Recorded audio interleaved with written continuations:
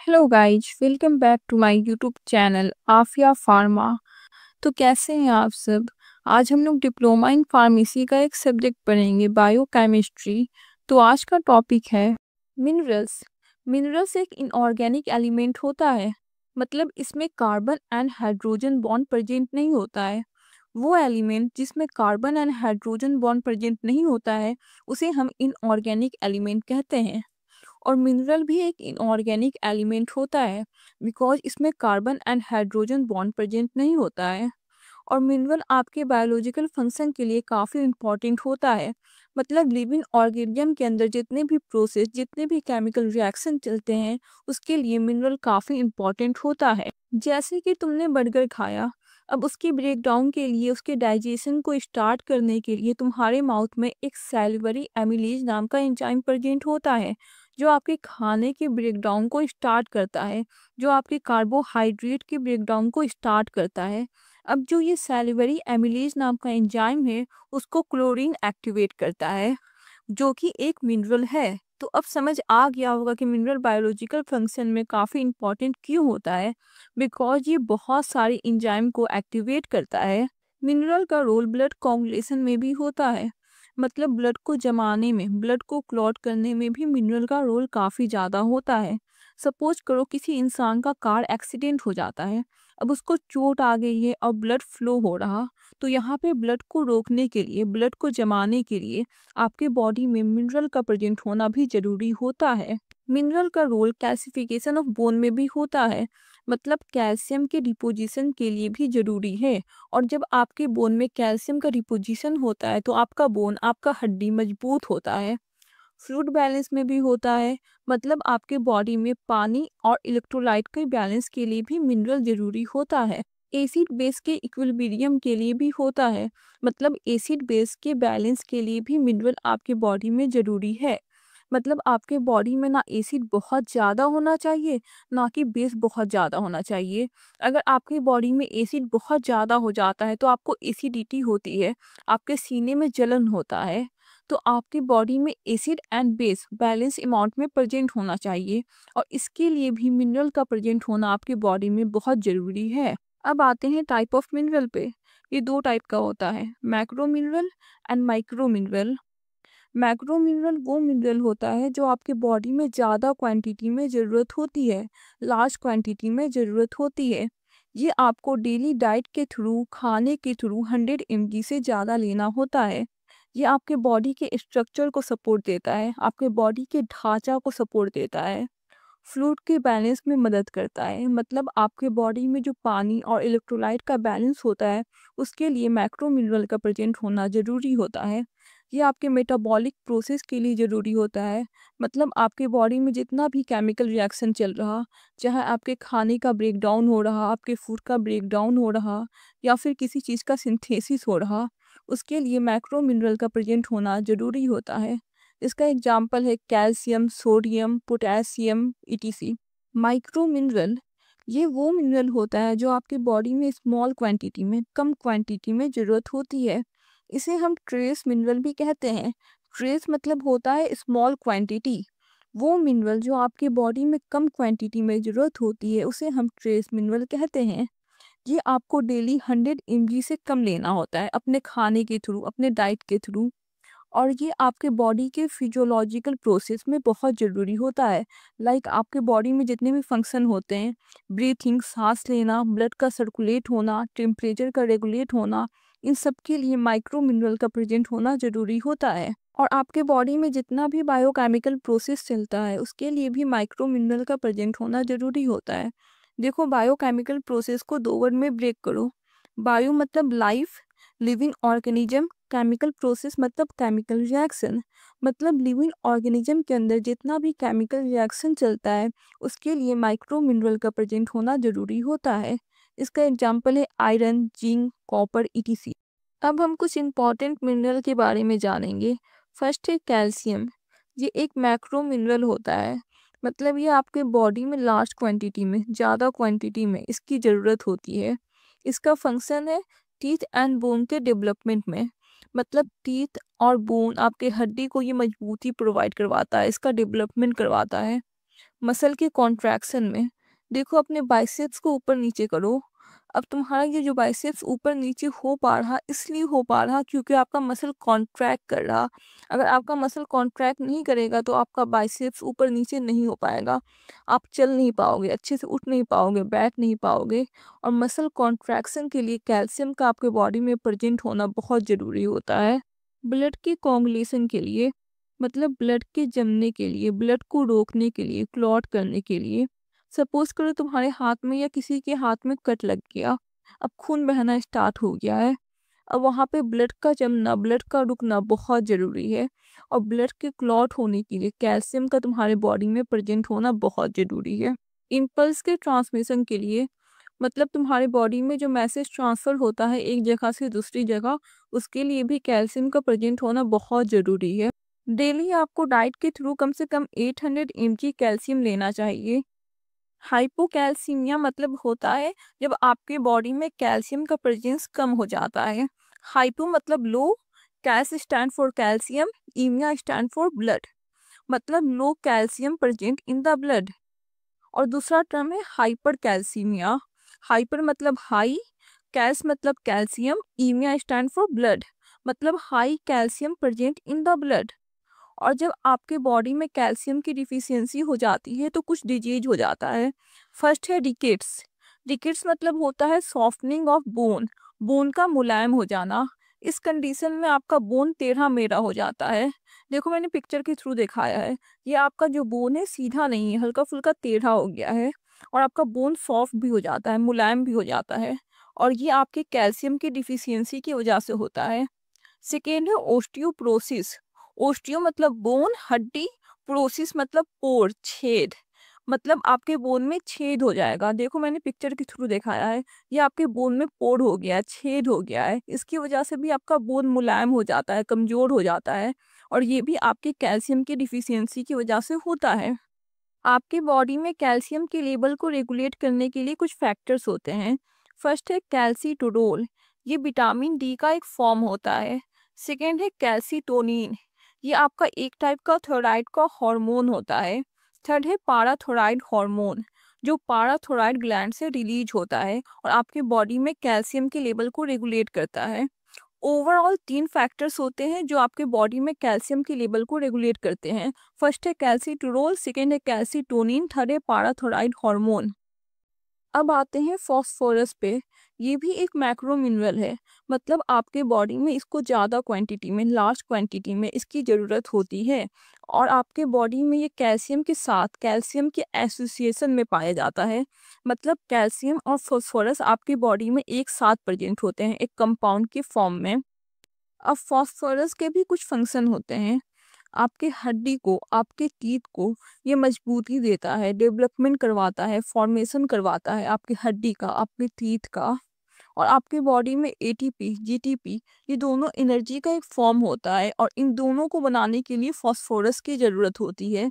NADP, ADP, ये दोनों भी एनर्जी का फॉर्म होता है और इन दोनों को भी बनाने के लिए फॉस्फोरस की ज़रूरत पड़ती है। और फॉस्फोलिपिड को भी बनाने के लिए फॉस्फोरस की ज़रूरत पड़ती है। देखो होता क्या है ना, फॉस्फोरस प्लस लिपिड दोनों कंबाइन होता है और फॉस्फोलिपिड बना देता है। फॉस्फो मतलब होता है फॉस्फोरस, लिपिड मतलब होता है फैटी कंपाउंड, और दोनों जब एक साथ कंबाइन होता है तो फॉस्फोलिपिड बन जाता है। और इसी तरह फॉस्फोप्रोटीन का भी फॉर्मेशन होता है। फॉस्फोरस प्लस प्रोटीन दोनों एक साथ कंबाइन होगा और फॉस्फोप्रोटीन का फॉर्मेशन करवा देता है। फॉस्फोरस आपके बॉडी में पीएच के लेवल को भी मेंटेन करता है। पीएच के लेवल को मेंटेन करना मतलब आपके बॉडी में एसिड और बेस के लेवल को मेंटेन करके रखना। अगर आपके बॉडी में बहुत ज़्यादा एसिड हो जाएगा तो आपको एसिडिटी हो जाएगा, आपके सीने में जलन होने लगेगा। और आपकी बॉडी में एसिड कम हो जाएगा तो आपका खाने का डाइजेशन अच्छे से नहीं हो पाएगा। इसका मतलब ये हुआ कि आपकी बॉडी में एसिड और बेस दोनों एक नॉर्मल रेंज पे प्रेजेंट होना चाहिए। इसी का काम आपका फॉस्फोरस करता है, आपके बॉडी में एसिड और बेस का बैलेंस करता है, आपके बॉडी में पीएच के लेवल को मेंटेन करके रखता है। डेली अपने डाइट के थ्रू कम से कम आपको 800 mg फास्फोरस लेना होता है। अगर आपके बॉडी में फास्फोरस की डिफिशियंसी हो जाएगी तो आपको हाइपर पैराथायराइडिज्म हो सकता है। देखो, पैराथायराइड एक ग्लैंड है जो आपके नेक रीजन में प्रेजेंट होता है, और जब आपके बॉडी में फास्फोरस की डिफिशियंसी हो जाती है तो आपको हाइपर पैराथायराइडिज्म हो सकता है। मतलब ये जो पैराथायराइड ग्लैंड है वो इनलार्ज हो जाएगा, वो बड़ा हो जाएगा, तो उसी कंडीशन को कहते हैं हाइपर पैराथायराइडिज्म। सेकेंड है डायबिटीज मेलाइटस, मतलब आपके बॉडी में शुगर का लेवल इंक्रीज कर जाना। फास्फोरस की डिफिशियंसी की वजह से ये कंडीशन हो सकता है। अब हम आते हैं क्लोरीन पे। ये एक मैक्रो मिनरल है, मतलब इसकी क्वांटिटी आपके बॉडी में ज़्यादा चाहिए होता है। मतलब आपको डाइट के थ्रू ज़्यादा अमाउंट में क्लोरीन खाना होता है। इसका फंक्शन है एसिड बेस के इक्विलिब्रियम में, मतलब एसिड बेस के बैलेंस में। अभी मैंने आपको बताया कि अगर आपके बॉडी में एसिड ज़्यादा हो जाता है तो आपको एसिडिटी होने लगती है, आपके सीने में जलन होने लगता है। इसलिए आपके बॉडी में एसिड बेस का बैलेंस बहुत ज़रूरी है, आपके एसिड बेस का इक्विलिब्रियम होना बहुत ज़रूरी है। और एसिड बेस का बैलेंस कौन सा मिनरल करता है? तो क्लोरीन करता है। और हाइड्रोक्लोरिक एसिड का भी फॉर्मेशन करवाता है क्लोरीन। देखो, होता क्या है ना, हाइड्रोजन प्लस क्लोरीन दोनों मिलकर हाइड्रोक्लोरिक एसिड बना देता है, HCl बना देता है। और HCl का प्रेजेंस होना बहुत ज़रूरी है आपके डाइजेशन ऑफ फूड के लिए, फूड के ब्रेक डाउन के लिए। अगर HCl आपके स्टोमक में प्रेजेंट नहीं होगा तो आपका फूड का ब्रेक डाउन अच्छे से नहीं हो पाएगा। और HCl का फॉर्मेशन करवाता कौन है? तो क्लोरीन करवाता है। मैंने आपको शुरू में बताया है कि आपके माउथ में एक एंजाइम प्रेजेंट होता है सैलिवरी एमिलेज का, जो फूड के ब्रेकडाउन को स्टार्ट करता है, फूड के डाइजेशन को स्टार्ट करता है। और इसको एक्टिवेट कौन करता है? तो क्लोरीन करता है। उसके बाद ये फूड के डाइजेशन को स्टार्ट करता है। देखो, तुम इसको रियल लाइफ एग्जांपल से समझो। तुम्हारा भाई बिस्तर पे सो रहा है, तुमने जाके उसे बोला कि जाओ धनिया लेके आओ, फिर भी वो नहीं उठा, सोता रहा। बट मम्मी आई और एक थप्पड़ खींच के मारा, अब वो एक्टिवेट हो गया और जाके धनिया ले आया। बिल्कुल इसी तरह सैलिवरी एमिलेज आपका इनएक्टिवेटेड फॉर्म में आपके माउथ में प्रेजेंट होता है। उसके बाद क्लोरीन आता है, इसको एक्टिवेट कर देता है। उसके बाद ये फूड के डाइजेशन को, फूड के ब्रेकडाउन को सैलिवरी एमिलेज स्टार्ट कर देता है। इसलिए क्लोरीन का प्रेजेंट होना आपके बॉडी में बहुत ज़रूरी होता है। डेली अपने डाइट के थ्रू कम से कम आपको 5 से 10 ग्राम क्लोरीन लेना चाहिए। क्लोरीन आपका जनरली साल्ट में, आपके नमक में प्रेजेंट होता है, आपके ग्रेन में प्रेजेंट होता है, मतलब गेहूं में, चावल में प्रेजेंट होता है, लीफी वेजिटेबल में प्रेजेंट होता है, मतलब पत्ते वाला जो वेजिटेबल होता है ना उसमें प्रेजेंट होता है, आपके एग में प्रेजेंट होता है, मिल्क में प्रेजेंट होता है। जब आपके बॉडी में क्लोरीन की डिफिशियंसी हो जाती है तो हम उस कंडीशन को कहते हैं hypochloraemia. Hypo stand for low, chlor stand for chlorine, emia stand for in blood, मतलब low chlorine present in the blood. तो उस कंडीशन को हम कहेंगे हाइपोक्लोरीमिया। जब आपको हाइपोक्लोरीमिया होती है तो आपको वोमिटिंग आती है, आपको उल्टी आती है, आपको डायरिया हो जाता है, मतलब लूज मोशन होने लगता है, रिस्पिरेटरी अल्कोलोसिस हो जाता है, एडिसन डिजीज हो जाता है, एक्सेसिव स्वेटिंग होने लगती है, मतलब हद से ज़्यादा पसीना आने लगता है। और जब आपकी बॉडी में क्लोरीन हद से ज़्यादा प्रेजेंट होता है तो उस कंडीशन को हम कहते हैं hyperchloremia. Hyper stand for high, chlor stand for chlorine, emia stand for in blood, मतलब high chlorine present in the blood. तो इस कंडीशन को हम लोग कहते हैं हाइपर क्लोरीमिया। जब आपको हाइपर क्लोरीमिया हो जाता है तो आपको डिहाइड्रेशन होता है, मतलब आपके बॉडी में पानी की कमी हो जाती है, रिस्पिरेटरी एसिडोसिस हो जाता है, क्यूसिन सिंड्रोम हो सकता है आपको। अब आते हैं हम सोडियम पे। ये एक मैक्रो मिनरल है, मतलब इसकी ज़रूरत आपके बॉडी में लार्ज क्वांटिटी में है, ज़्यादा क्वांटिटी में है। सोडियम आपका मेनली बोन में प्रेजेंट होता है, आपके हड्डियों में प्रेजेंट होता है 50%। और 40% आपका एक्स्ट्रा सेलुलर फ्लूइड में प्रेजेंट होता है। देखो, एक्स्ट्रा सेलुलर फ्लूइड वो फ्लूइड होता है जो आपके सेल के बाहर प्रेजेंट होता है। देखो, मैंने पिक्चर के थ्रू दिखाया है, ये आपका सेल है और यहाँ पे जो फ्लूइड प्रेजेंट है इसी फ्लूइड को हम लोग एक्स्ट्रा सेलुलर फ्लूइड कहते हैं, जो आपके सेल के बाहर प्रेजेंट होता है। और यहीं पे आपका 40% सोडियम डिपोजिट होता है और 10% सोडियम आपके सॉफ्ट टिश्यू में प्रेजेंट होता है। सॉफ्ट टिश्यू मतलब आपका फैट हो जाएगा, आपका चर्बी हो जाएगा, वहाँ पे आपका सॉफ्ट टिश्यू प्रेजेंट होता है। आपकी स्किन में आपका सॉफ्ट टिश्यू प्रेजेंट होता है, आपके मसल्स में आपका सॉफ्ट टिश्यू प्रेजेंट होता है और यहीं पे आपका 10% सोडियम का डिपोजिशन होता है। अब आते हैं हम लोग फंक्शन पे। ये आपके एसिड बेस का बैलेंस करवाता है। अभी मैंने आपको बताया, अगर आपके बॉडी में एसिड ज़्यादा हो जाता है तो आपको एसिडिटी हो जाती है, आपके सीने में जलन होने लगता है। इसलिए आपके बॉडी में एसिड बेस का बैलेंस होना बहुत ज़रूरी है और इसमें हेल्प करता है आपका सोडियम। सोडियम आपके सेल में ऑस्मोटिक प्रेशर को मेंटेन करता है। ऑस्मोटिक प्रेशर वो प्रेशर होता है जो पानी को एक जगह से दूसरी जगह मूव करने में लगता है। जब पानी सेल के अंदर आता है तब भी ऑस्मोटिक प्रेशर लगता है, जब पानी सेल के बाहर जाता है तब भी ऑस्मोटिक प्रेशर लगता है। मतलब ओवरऑल ये हुआ कि ऑस्मोटिक प्रेशर वो प्रेशर होता है जो पानी को अंदर ले आने में लगता है और पानी को सेल से बाहर ले जाने में लगता है। जब आपके सेल में पानी की कमी हो जाएगी तो ऑस्मोटिक प्रेशर लगेगा और पानी सेल के अंदर आ जाएगा। और इसी तरह जब आपके सेल में पानी ज़्यादा प्रेजेंट हो जाएगा तब भी ऑस्मोटिक प्रेशर लगेगा और पानी सेल के बाहर चल जाएगा। मतलब ओवरऑल बात ये हुई कि सेल में वाटर के बैलेंस करने के लिए ऑस्मोटिक प्रेशर लगता है और ऑस्मोटिक प्रेशर को मेंटेन करने का काम करता है सोडियम। थर्ड पॉइंट में भी यही लिखा है कि सोडियम फ्लूइड का बैलेंस करता है, मतलब वाटर का बैलेंस करता है आपके बॉडी में। सोडियम आपके सेल परमेबिलिटी के लिए भी बहुत ज़रूरी है। सेल परमेबिलिटी मतलब होता है किसी मॉलिक्यूल का सेल के अंदर आना या सेल के बाहर जाना। और आपके इंटेस्टाइन में, मतलब आपके आंत में ग्लूकोज का एब्जॉर्प्शन होता है, लैक्टोज का एब्जॉर्प्शन होता है, अमीनो एसिड का एब्जॉर्प्शन होता है। और इन सब के एब्जॉर्प्शन के लिए सोडियम का प्रेजेंट होना बहुत ज़रूरी होता है आपके बॉडी में। आपके हार्ट बीट को, आपके दिल के धड़कन को मेंटेन करने के लिए भी सोडियम का प्रेजेंट होना आपकी बॉडी में बहुत ज़रूरी है। डेली अपने डाइट के थ्रू कम से कम आपको 5 से 10 ग्राम सोडियम लेना होता है। इसका सोर्स होता है साल्ट, नमक, bread, grain, leafy vegetable, nuts में आ जाएगा आपका काजू, बादाम, एग, मिल्क, ये सब में आपका सोडियम प्रेजेंट होता है। अगर आपके फैमिली में आपके पापा या दादा को हाइपरटेंशन की प्रॉब्लम थी, मतलब हाई ब्लड प्रेशर की प्रॉब्लम थी, तो आपको भी अभी 5 ग्राम से ज़्यादा सोडियम नहीं लेना होता है। बिकॉज ऐसा हो सकता है कि आपको जाके फ्यूचर में हाइपरटेंशन, हाई ब्लड प्रेशर की प्रॉब्लम हो जाए, इसलिए कम से कम सोडियम लेना होता है, कम से कम नमक खाना होता है अपने डाइट के थ्रू। और कोई इंसान को अभी करेंटली में हाइपरटेंशन है, हाई ब्लड प्रेशर का प्रॉब्लम है, तो उसको डेली 1 ग्राम से ज़्यादा सोडियम नहीं लेना होता है अपने डाइट के थ्रू। जब आपके बॉडी में सोडियम की कमी हो जाती है तो उस कंडीशन को हम लोग कहते हैं हाइपोनेट्रेमिया। हाइपो मतलब low, natr stand for sodium, emia stand for in blood, मतलब low sodium present in the blood. उस कंडीशन को हम लोग कहते हैं हाइपोनेट्रेमिया। और ये कुछ रीजंस की वजह से होते हैं, कुछ काउजेज की वजह से होते हैं। फर्स्ट है डायरिया, मतलब लूज मोशन होना, वोमिटिंग, उल्टी होना। रीनल डिजीज की वजह से भी आपके बॉडी में सोडियम की कमी हो सकती है। रीनल डिजीज मतलब होता है किडनी डिजीज। एडिसन डिजीज की वजह से भी आपको हाइपोनेट्रीमिया हो सकता है, आपके बॉडी में सोडियम की कमी हो सकती है। और जब आपको हाइपोनेट्रीमिया हो जाता है तो आपके बॉडी पे कुछ सिम्टम्स दिखते हैं। आपका ब्लड प्रेशर बहुत लो हो जाता है, आपको हार्ट फेलियर होने के चांसेस होने लगते हैं। जब आपके बॉडी में सोडियम का प्रेजेंस हद से ज़्यादा हो जाता है तो उस कंडीशन को कहते हैं हाइपरनेट्रीमिया।